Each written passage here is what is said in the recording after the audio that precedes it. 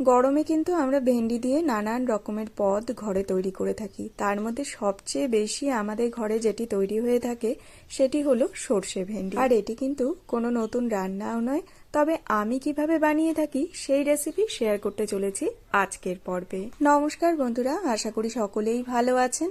আমি মৌমিতা, বংফুটি সাবের আরও একটি নতুন পর্বে আপনাদের সকলকে স্বাগত। রান্নাটি করে নেওয়ার জন্য 250 গ্রাম ভেন্ডি আমি খুব ভালো করে প্রথমে জল দিয়ে ধুয়ে নিয়েছি। তারপর প্রত্যেকটি ভেন্ডির মাথা এবং পেছনের দিকে অল্প করে কেটে বাদ দিয়ে দিয়েছি। এখানে কিন্তু একদম কচি বা জ্বালা ভেন্ডি ব্যবহার করলে পারেই কিন্তু এটি খেতে বেশি ভালো লাগে। এরই সাথে দুটি মাঝারি আকারের আলুর খোসা ছাড়িয়ে এভাবে লম্বা লম্বা টুকরো করে কেটে নিয়েছি।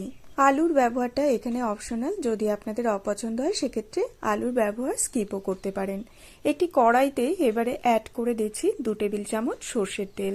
তেল ভালো মতো গরম হয়ে এলে এতে অ্যাড করে দিচ্ছি 1 চা চামচ মেথি। গ্যাসের ফ্লেম একদম লোতে রেখে মেথিটিকে হালকা কালার চেঞ্জ হয়ে আসা অবধি ভেজে নেব। তবে মেথি যেন একদম কালো না হয়ে যায় সেদিকে বিশেষ খেয়াল রাখতে হবে। মেথির কালার হালকা চেঞ্জ হয়ে এলে এর মধ্যে অ্যাড করে দিচ্ছি আলুর টুকরোগুলিকে। গ্যাসের ফ্লেম মিডিয়াম টু হাই এর মধ্যে রেখে আলুর টুকরোগুলিকে 2 থেকে 3 মিনিটের মতো নাড়াচাড়া করে ভেজে নিচ্ছি। যেহেতু ভেন্ডির তুলনায় আলু একটু রান্না হতে বেশি সময় লাগে, তাই আমি আলুর টুকরোগুলিকে আগে অ্যাড করেছি। 2 থেকে 3 মিনিট আলুগুলিকে ভেজে নেওয়ার পর এর মধ্যে অ্যাড করে দিলাম ভেন্ডি। আপনারা যখনই রান্নার জন্য ভেন্ডি কাটবেন সেক্ষেত্রে ভেন্ডি কিন্তু কাটার আগে সবসময় ধুয়ে নেবেন।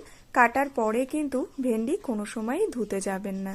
যদি ভেন্ডি কাটার পরে ধোয়া হয় তাহলে ভেন্ডির মধ্যে জল ঢুকে গিয়ে একটা ন্যালপা ভাব চলে আসে, যার জন্য এটি রান্না করতে খুব অসুবিধে হয়ে যায়।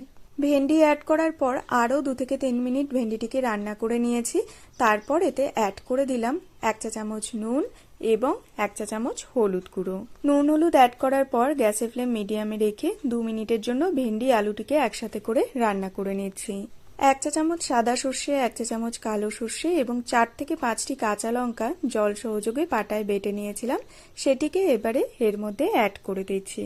ঝালের পরিমাণটা অবশ্যই আপনারা আপনাদের স্বাদ বুঝে ব্যবহার করে নেবেন। বাটির গায়ে যে অল্প কিছু মশলা লেগেছিল তাতে 1 টেবিল চামচ জল অ্যাড করে সেই মশলা ধোয়া জলও এতে অ্যাড করে দিলাম। গ্যাসের ফ্লেম একদম লোতে করে দিচ্ছি এবং 1 থেকে 1.5 মিনিটের মতো ভেন্ডি এবং আলুটিকে মশলার সাথে কষিয়ে নিচ্ছি। 1 থেকে 1.5 মিনিটের বেশি কিন্তু কষানোর একদমই প্রয়োজন নেই, না হলে কিন্তু সর্ষে তিতা হয়ে যাবে। 1 মিনিট পর এতে অ্যাড করে দিলাম হাফ কাপ জল। ভেন্ডি এবং আলু কিন্তু মোটামুটি 70 to 75% মতো সেদ্ধ হয়ে গিয়েছে, তাই খুব বেশি জল অ্যাড করার কিন্তু একদমই প্রয়োজন নেই। সামান্য একটু নুন অ্যাড করে সবকিছু একবার একটু নাড়াচাড়া করে মিলিয়ে গ্যাসের ফ্লেম মিডিয়ামে রেখে 5 মিনিটের জন্য রান্না করে নিচ্ছি। আপনারা যারা আমার এই ভিডিওটি দেখছেন তারা কোথা থেকে দেখছেন, মানে কোন রাজ্য বা কোন দেশ বা কোন শহর থেকে দেখছেন আমাকে কমেন্টে অবশ্যই জানাবেন, যাতে করে আমি আপনাদের ধন্যবাদ জানাতে পারি। 5 মিনিট পর দেখুন ভেন্ডি থেকে জল কিন্তু শুকিয়ে গিয়েছে আর এখানে ভেন্ডি আলু কিন্তু পুরোপুরি সেদ্ধও হয়ে গিয়েছে, আর সেই সাথে মশলা থেকে কিন্তু তেলও ছেড়ে আসতে শুরু করে দিয়েছে। এই পর্যায়ে আমি এতে অ্যাড করে দিচ্ছি 1 চা চামচ চিনি। এবারে হালকা হাতে সবকিছু একবার নেড়েচেড়ে মিলিয়ে নিচ্ছি, তাহলেই কিন্তু রেডি আমাদের সর্ষে ভেন্ডি।